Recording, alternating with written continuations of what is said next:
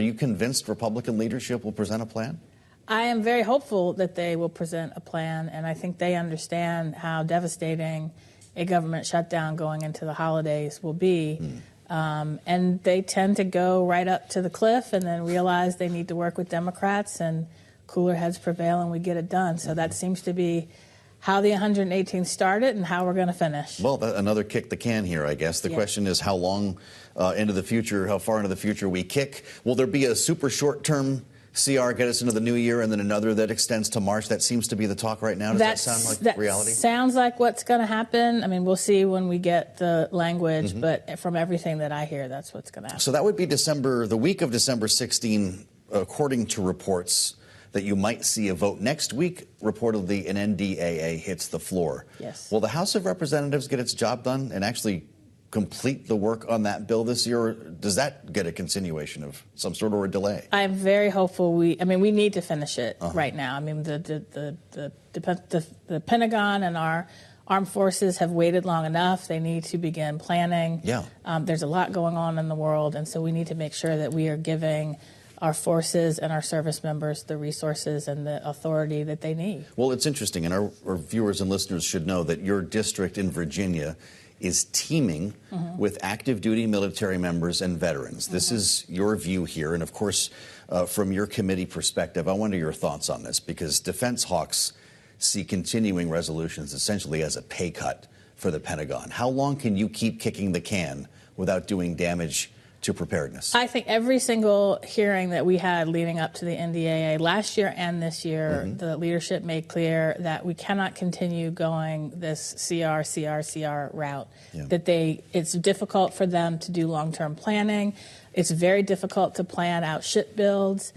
We've got the Newport News shipyard right next to my district, and it is very difficult for them to buy the equipment that they need to build ships while waiting to see what authority they're going to get. And then by the time we get around to giving them that authority, the prices go up. Yes. So we need to get our act together and do our job on time. You just said something so important. By the time we approve this, the prices have gone up. Yes. So the idea of adding tariffs to the mix at this moment, when Fed Chair Jay Powell is suddenly getting inflation under control, there's a worry that it may spike again due to a combination of tariffs and tax cuts. Yes. What does that mean for the military? What are you procuring that costs more? I would actually say tariffs, tax cuts, and retaliatory tariffs. Okay. Part of what we are procuring, though, a lot of our defense contractors get component parts from China or from other countries. And we're trying to fix some of that.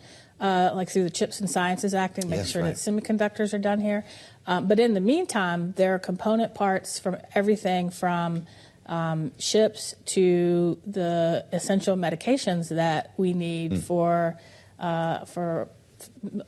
doctors in the military that we get from other countries. And there is a concern that tariffs will increase prices on those, but at the same time would lead to retaliatory tariffs that would damage our economy even more, and particularly in the state and local government areas, in the areas where our bases are. And it is a very close partnership, whether it's on housing or child care, between the base and the local community that could be impacted. It's really interesting because people aren't getting rich in the military. No. And they're paying the same price as everyone is for everything else as well. When you add food, the cost of living.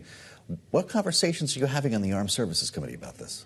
We have for the last 2 years been very focused on the quality of life for our service members and their family, and addressing everything from housing to access to child care to access to health care.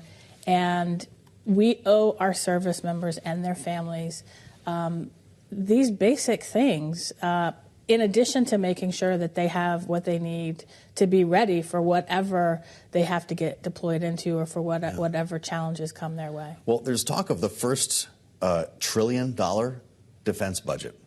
The Senate is apparently $25 billion away from the House on this. When will the two chambers get together on a number that members can pursue? I would hope within the next week. Again, I'm not sure what the holdup is. I think both sides need to have a little bit of realism and recognize that in divided government, you've got to make compromises, and we need to fund the absolute necessities. and do everything we can to make sure that we are addressing readiness, that not just today, but 5-10 years down the road with these ship builds, and we are addressing the quality of life needs for our service members. You've said this twice now. You referred to quality of life of service members, and this has been a bit of a conversation around Pete Hegseth's nomination. Yes. About allegations regarding sexual harassment. Yes. Sexual assault in the military has been a major issue here. Allegations of abusing alcohol. He's denied them all, but some members of the Senate, like Joni Ernst, are concerned about this. Are you?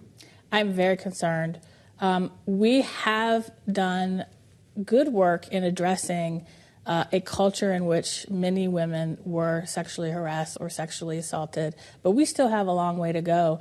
And putting a Secretary of Defense in place with these very serious allegations could undermine all of that work.